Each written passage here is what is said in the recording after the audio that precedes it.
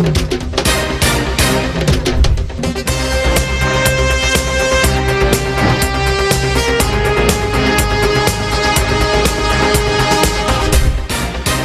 from the National News Studio, Sri Lanka.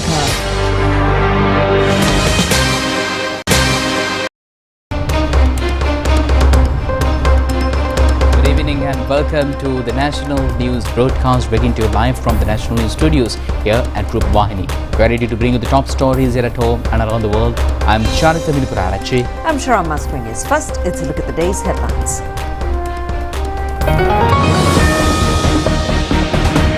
Election propaganda to end at midnight today. The President emphasizes of a country with a strong economy where foreign loans could be paid by 2028. Susil Premadasa says that the conditions agreed with the IMF by the former President is detrimental to the country. 1,300 land ownership deeds for the Tamil community in the upcountry. Attention of the government to provide concessions for small and medium-scale industries. Israel attacks North Lebanon and the Gaza Strip, killing 53 people. Batsman responsible for the debacle in the match against New Zealand.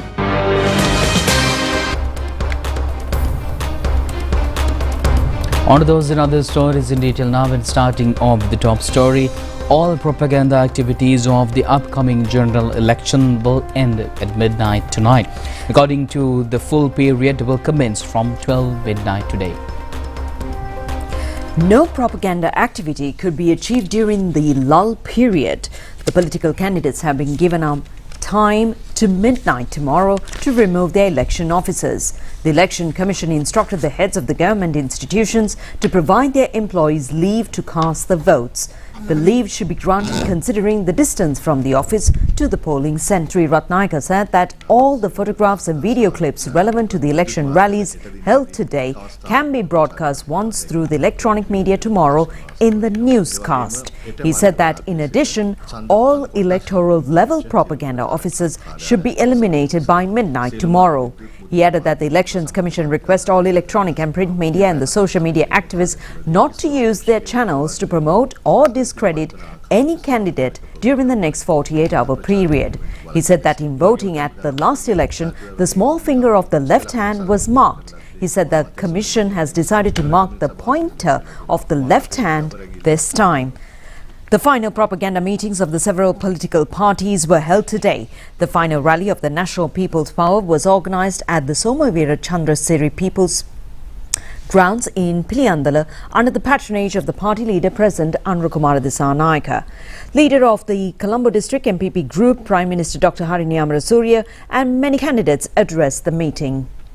The final rally of the Samagi Jana Balavegya was held at the Halsdorf Junction in Colombo under the patronage of the party leader Susil Premadasa.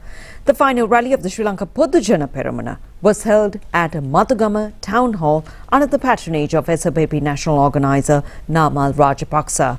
The final meeting of the New Democratic Front was held at the Deans Road in Maradana under the patronage of former President Ranil Wickremesinghe. Deputy Postmaster General Rajitha K. Ranasinghe informs that if anyone has not yet received their official poll cards, they should inquire the relevant post office.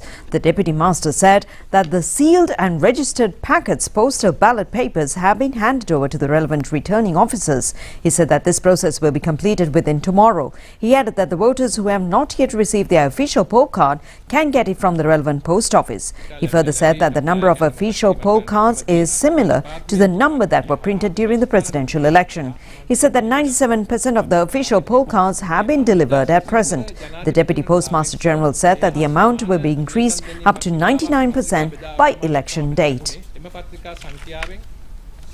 And meanwhile, President Anura Kumara says that a country with strong economy that can repay the foreign loans will be created by 2028. He made these remarks addressing a public rally held in Gampaha today. Two final public rallies to confirm the victory of the National People's Power have been organized in Gampaha and Piliyandala today. The rally held in Gampaha public grounds was attended by huge crowds.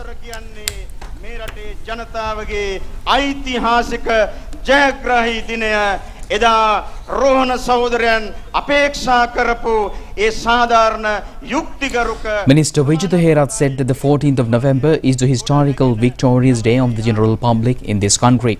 He said that this is the date when the just and equal society that begins as aspired by the comrade Rohan Vijayveera. Addressing the rally, the President said measures will be taken to provide many concessions to the people through a new budget to strengthen the economy by February next year. President Anura Kumara said that all opposition political leaders should very well remember that this victory and the social transformation cannot be reversed. He said that the NPP will stop this journey only after rebuilding the country. He added that this three-member cabinet has taken a number of important decisions. The first is the economy cannot tolerate huge jerks or downturns. He stressed that therefore the economy should be handled with care and caution.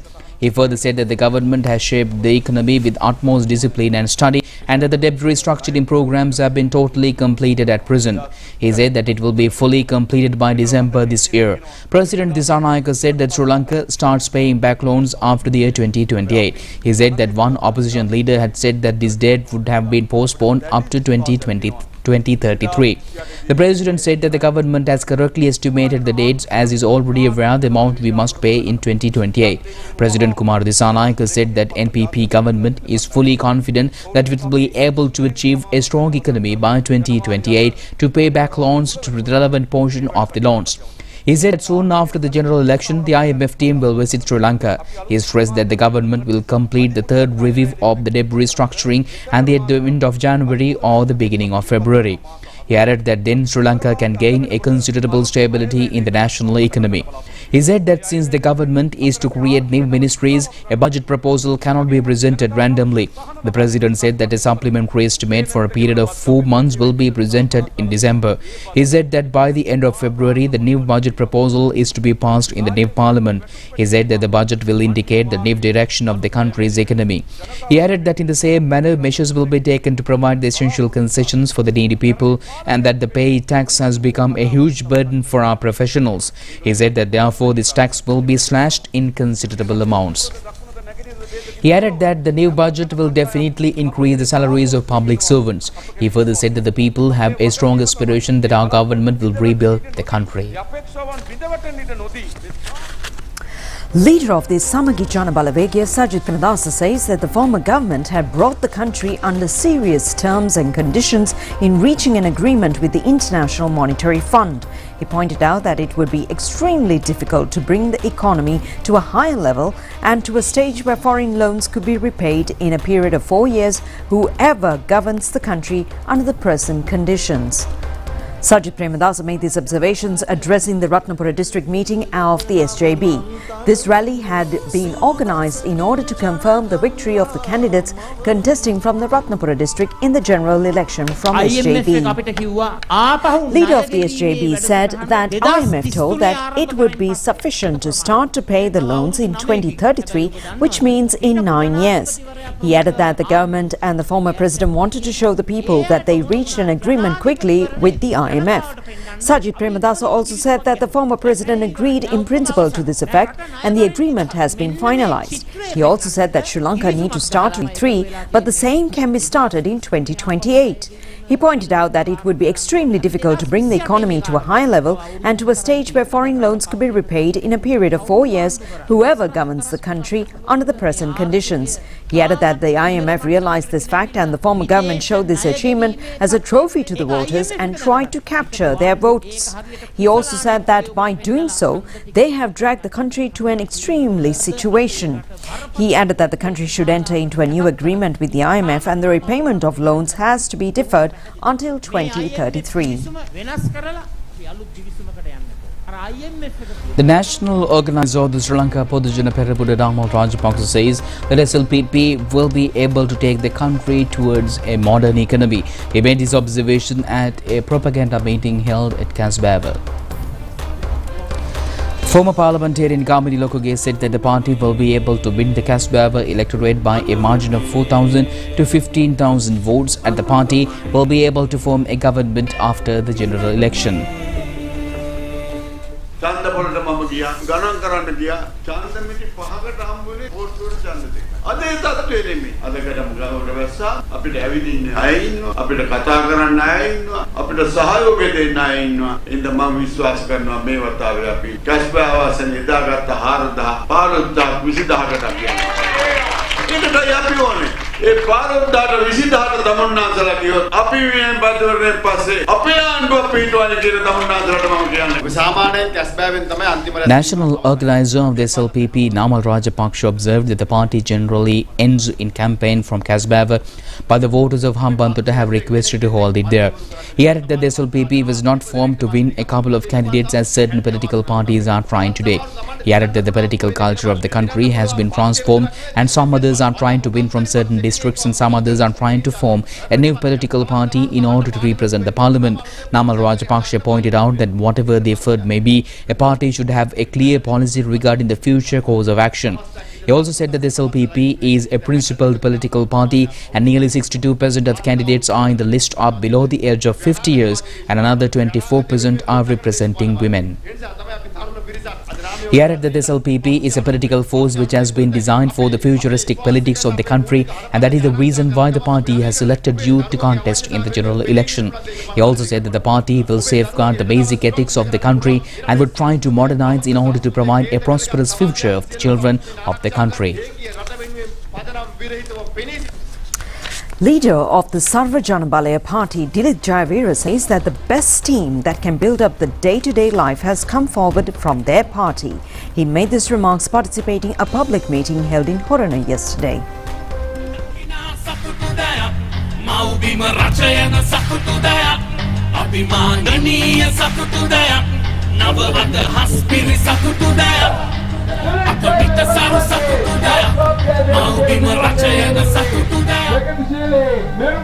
Former parliamentarian Roshan Ranasinghe said that if we say that the taxes will be reduced, we also know the way to reduce them. He said that our party has the ability to amend the IMF agreement following talks with the IMF officials.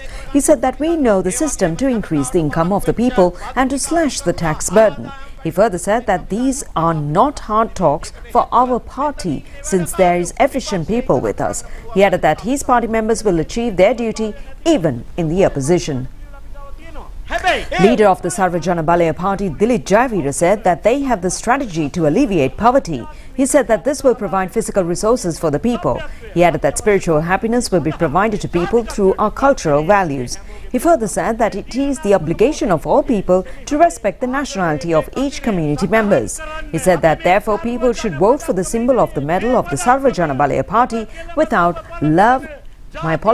love and affection at this decisive moment.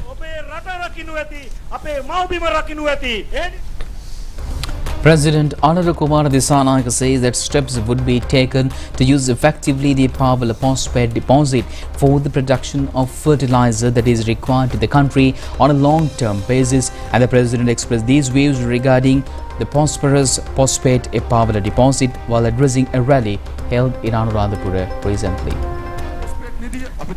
President Anura Kumara said that it has been discussed about the power postpaid deposit of the country, which the scientist and the President said postpaid fertilizer would be used in long-term production of fertilizer in the country very soon. The postpaid deposit at Eppavala spreads through 200 acres and the production of fertilizer requirement of Sri Lanka is being done in this company. Professor Gomika Udagamsuriya, Professor Oliver Ileperuma, Amarasinghe Athukorala, members of the Science and Technology Policy Making Committee, along with the acting chairman of the Sri Lanka Postpaid Company, Manohara Chatunga, with a group of others joined the production and observation visit. Professor Oliveira Perumal observed the amount of postpaid behind the use and about 50 years in long-term crops. He pointed out that the same cannot be used in short-term crops. Professor Gomika Udagamsuriya says that it has been planned to use the postpaid deposit at Eppavala in the production of fertilizer on a short and long-term basis by using natural, indigenous raw materials which will not cause any harm to the environment. Professor Udagamsuriya said that the policies of the NPP has been brought forth and the same would be used in the production of goods and services and also in the research and development activities of the country by introducing new projects. He be carried forward without any expenditure from the government. He added that phosphate fertilizer is being imported in the country right now, and with the production of phosphate fertilizer in the country, a large amount of dollars can be saved and fertilizer of good quality could be provided to the farmers at a reasonable price. The government has decided to pay attention to provide concessions to small and medium-scale industrialists. A discussion in this regard was held at the President's office today. The discussion was held among the Presidential Senior Additional Secretary on Finance and Economic Affairs, GNR Diaponsu, the officials representing those institutions and Sri Lanka Bankers Association, the Ministry of Finance and the Central Bank of Sri Lanka. The problems faced by small and medium-scale industrialists due to indebtedness was discussed in this meeting. The enactment of the Parate law has been suspended by, and it is expected to be lapsed by the 15th of December. The future steps to be taken in this regard was also discussed. A broad attention was paid to the assistance which can be provided with the help of banks for the development of production capability of the economy. Under the Parate law, the loans given to those industrialists has been temporarily suspended, and it was decided to take future actions in this regard. A report of the loans obtained by small and medium-scale industrialists from banks will also be prepared in the future. Minister Vijeta Hisat engaged in an observation tour at the airport premises to investigate into the complaints regarding the delay in flights belonging to the Sri Lankan Airlines. The aim has been to discover all the shortcomings and problems with regard to the all areas. Special attention was paid to the displeasure of local and foreign complaints regarding the delays in flight of the Sri Lankan Airlines. The minister instructed the officers to prepare a special program to promptly communicate to the passengers the delay in flights and to prepare a systematic process in this regard. The minister also informed the control authority to minimize the delays. A view has been exposed and expressed to the spread and effect of disappointment and objection among the employees if they are deprived of the 50,000 rupee bonus due to them for the year 2023. The minister instructed the chairman to solve this problem immediately, and the minister, who inspected all the sections, pointed out the importance in providing solutions of the problems to the satisfaction of the employees. The top management and the chairman of the airport and aviation services, Harsha Diabe Vikrama, and vice chairman Cyril Vanigam joined the occasion. And also new houses are being constructed in Colombo and several suburban towns under the financial grants provided by the Chinese government. The signing of relevant contract agreements commenced at the Ministry of Rural and Urban Development and Constructions today. The housing project is meant for 2,000 low-income families, 650 housing units in Paliaguda, 586 units in Tempatagoda, 575 houses in Moratua and 112 houses unit in Maharagama will be constructed under this project. 108 houses will be separated for veteran artists. The construction project is carried out by the Chinese 25th Railway Group, China Harbour Engineering Company and Sanishki Investment and Construction Group. The entire project will be constructed under 3 stages and scheduled to be completed within 3 years. Participating in this occasion, Subject Minister Vijeta Hisat said that he expresses gratitude for Chinese government on behalf of the Sri Lankan government and the people. The minister added that this will be a significant opportunity to enhance the cooperation between the two countries. Land deeds were handed over to 241 families under the program of handing over the land ownership to the Tamil people of the Hill Country. The program was held at the Ratwatha estate belonging to the Alkadua Plantation Company. 1,291 land deeds are to be handed over to the people. This program is jointly implemented by the Land Reforms Commission and the New Village Development Authority for the Plantation Zone. Tamil community from Nuwara, Kandy, Matale and Badula districts are to get land deeds. Steps have been taken to start the inaugural stages of this program in several districts. This program will ensure the legal land ownership to all those qualified persons in the plantation areas. Minister Vijeta Hisat recently instructed the concerned officials to complete the project soon to raise the living standards of the estate Tamil community. A large number of participants, including the Second Secretary of the Indian High Commission in Sri Lanka, P. Somaraj, Director General of the New Village Development Authority for Plantation Zone, T.B. Bangamur, and the Director General of the Land Reforms Commission, Padmasiri Lienage, were also present at the presentation of deeds. Today, to take into custody by the Criminal Investigations Department the luxury vehicle valued 100 million rupees belonging to former parliamentarian Sujeeva Singh and to be presented to the courts. The order has been issued by the Fourth Magistrate Court. The CID arrived at the Colombo residence by Vijeta today in search of the concerned vehicle. It has been revealed that the vehicle was not to be found at that venue. The court had ordered earlier to call for a report from the government analyst regarding the vehicle, and accordingly Vijeta had handed over the vehicle to the Department of Government Analyst. Police media spokesman DIG Nihaltalduwa said that the reports of the government analyst and the Director General of Customs have not been received so far. Department of Motor Traffic is conducting further investigations, and the exact situation could be revealed after receiving those reports. The CID also conducting investigations in order to discover whether the jeep mentioned in the document is exactly the details of the concerned vehicle, and he added that the vehicle was not available when the officials reached the venue to recover it. The spokesman added that the jeep may be taken away from the residence. A representative of an inconspicuous group of a society has come forward to contest the general election, this time to struggle for the well-being of this group. She is Chanu Nimesha, who is the first transitive axis in Sri Lankan politics. She's contesting the election from the Kegol district to represent the transgender community in the parliament for the first time in Sri Lanka's history. She talks about her basic human rights in society as a member of a transgender community to wage a profound struggle. She points out that her contesting in this election would be a victory for her community. She states that members of transgender community face many awkward rejection in the day-to-day activities in society. Their community is discriminated at the workplace, homes and in obtaining public health services. Chanu Nimesha also fights for eradicating poverty, educational reforms and justice in health and social activities. Chanu Nimesha said that she is a quantity survey in profession and a female of transgender community. She said that she was born in Galle district and reared up with the experience of leftist movement in Sri Lanka. She said that this is the first time a female member of transgender community contesting an election in the country. She added that this is a social transformative step taken by her.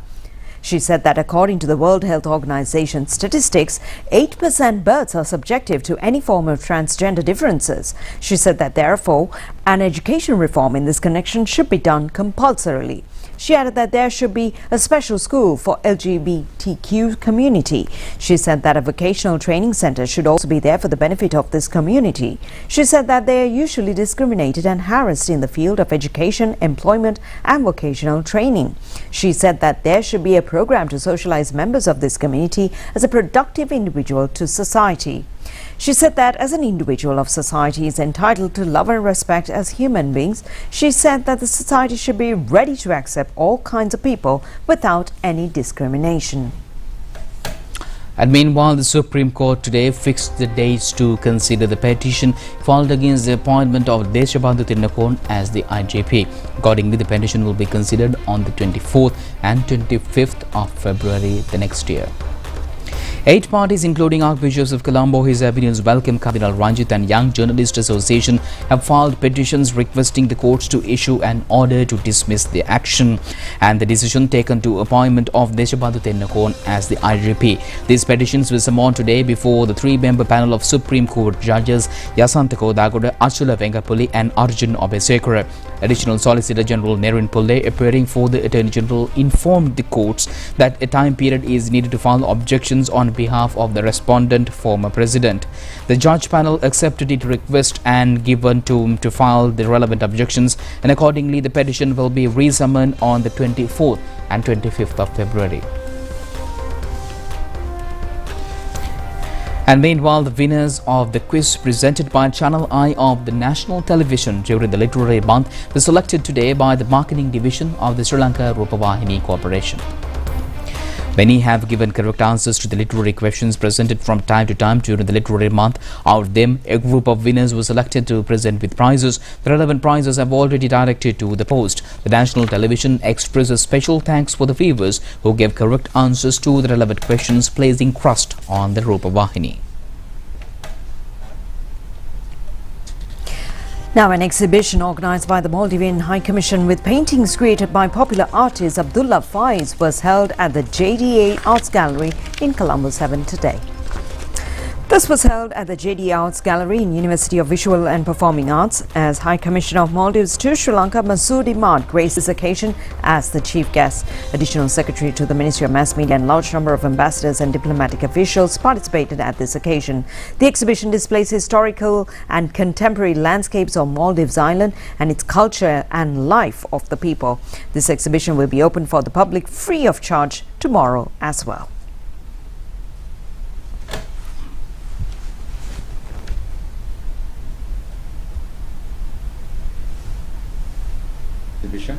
Nala Diviraj, so as we call. This exhibition invites us to explore the incredible beauty and rich culture of the Maldives.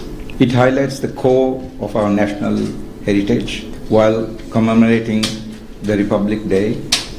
I take this opportunity to convey my greetings to our President, Dr. Mohamed Moise, and the people of Maldives. The Maldives historical transition from a monarchy to a republic, observed on November 11th as Republic Day, reflects our desire for democracy and determination and the national unity. Today, we come together to honor this history and the principles of harmony, solidarity, and collaboration that binds us to the international community. Republic Day is not just the commemoration of the political shift that occurred on this day in 1968, but it's also the celebration of our resilience, strength, and the spirit of the Maldivian people.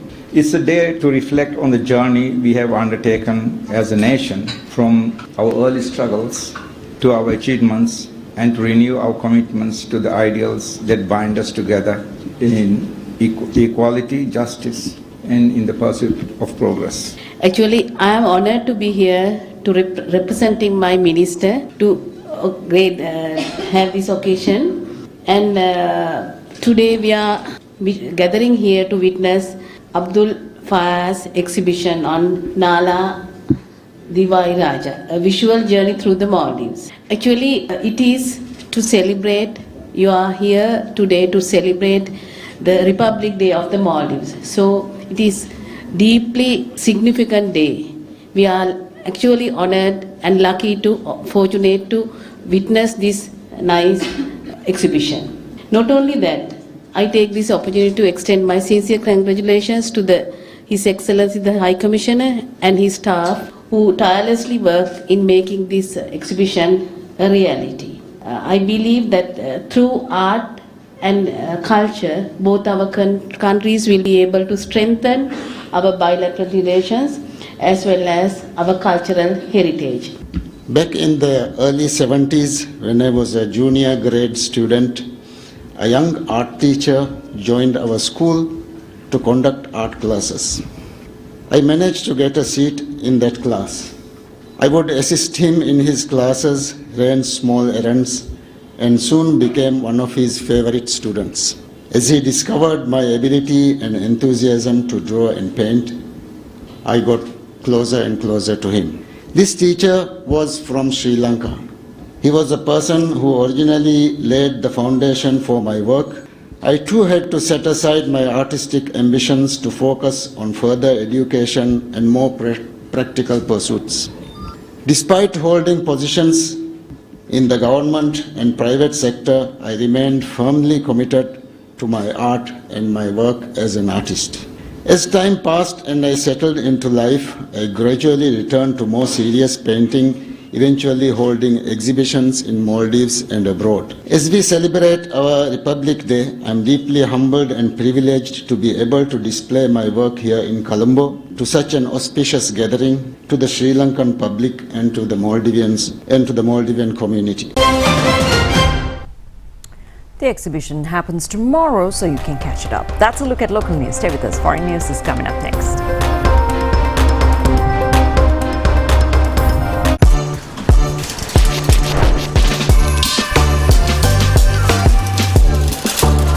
Introducing Prima Kottumi Korean Ramen. Let's fire it up. Let's fire it up.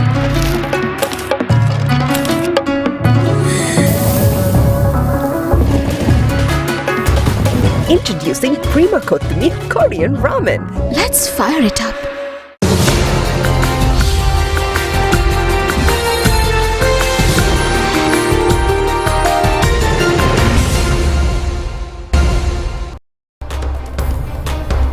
Welcome back to the news. Israeli strikes on northern Lebanon and Gaza have killed 53 people, including several children. The Lebanese Ministry of Health asserted that the attacks were carried out in an area north of the capital Beirut.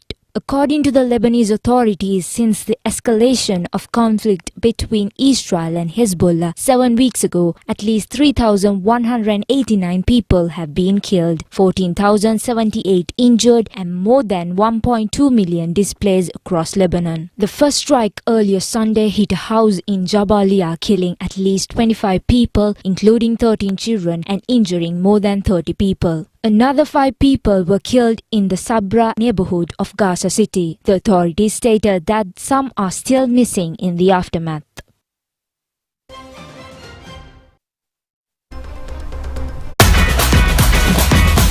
Prima Kutumi, Santamai.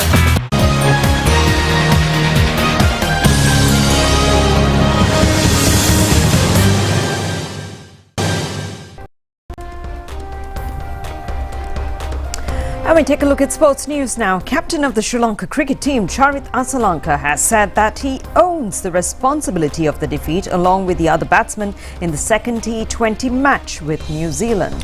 And in the match played yesterday, New Zealand defeated Sri Lanka by 5 runs, and accordingly the tournament ends in a draw since both teams have won 1 match each. The match was played at the Dambuli International Cricket Stadium. This has been the 200th international T20 cricket match Sri Lanka participated. Sri Lanka winning the toss invited New Zealand to bat first, and they scored 108 runs in 19.3 overs all out. Will Young scored 30 while Josh Clarkson scored 24 runs. In bowling, Vanidhu Hasaranga captured 4 wickets for 70 runs, and Matisha Pathirana got 3 wickets while Nuwan Shara captured 2. In reply, Sri Lanka opened the innings with Pathumni Shankar and Kusal Mendis. Sri Lankan frontline batsmen failed against New Zealand bowlers. A special feature of the match was the 3 wickets captured by Lack Ferguson for New Zealand. He was able to capture the wickets of Kusal Perera, Hamidou Mendes and Charith Asalanka. Ferguson has been the 6th bowler to capture 3 wickets in a T20 match for New Zealand.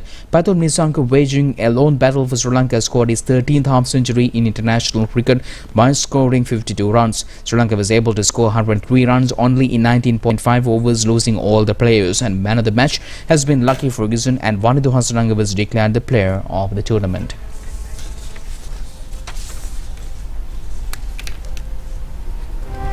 And meanwhile, the selection of players of the T20 Super League cricket tournament organized for the first time by Sri Lanka Cricket was done in Colombo yesterday. The tournament is scheduled to be held in December at Pallekele International Stadium in Kandy. T10 Super League cricket tournament will be conducted with the participation of 6 teams. The teams as Colombo Jaguar, Galle Marvelous, Hambantota Bangla Tigers, Jaffna Titans, Kandy Bolts and Norelia Kings. One team has to be comprised of 17 players and 7 of them has to be invariably foreign players. In the selection process of players held yesterday, they formally announced their final teams. Before the process, the names of the players who would be retained in their team had also been announced. Accordingly, the local players retained by the Galle Marvelous team are Mahesh Thikshana, Bhanuka Rajapaksa and Shaminda Wickramasinghe. Hambantota Bangla Tigers team had retained with Dasun Chanaka, Kusal Perera and Isuru Dana. The players returned by Jaffna Titans are Vanidhu Hasaranga, Kusal Mendes and Nuwan Tushara. Kandy Bolts team had retained Tishthara Pereira, Dinesh Chandimal and Milinda Sirivartana, while Colombo Jaguars returned Angelo Matthews, Matisha Pathirana and Akila Dhananjaya. Norelia Kings team had retained with Kasun Rajitha and Danushka Gunathilaka. In the selection of players held yesterday, Sri Lanka ODI and T20 captain Charith Asalanka was selected to the Jaffna Titans team, while Hamidou Mendes was selected the Colombo Jaguars and young Dunith Velalage has been taken in by Jaffna Kings team. The T10 Super League cricket tournament will be held from December 12th to the 22nd.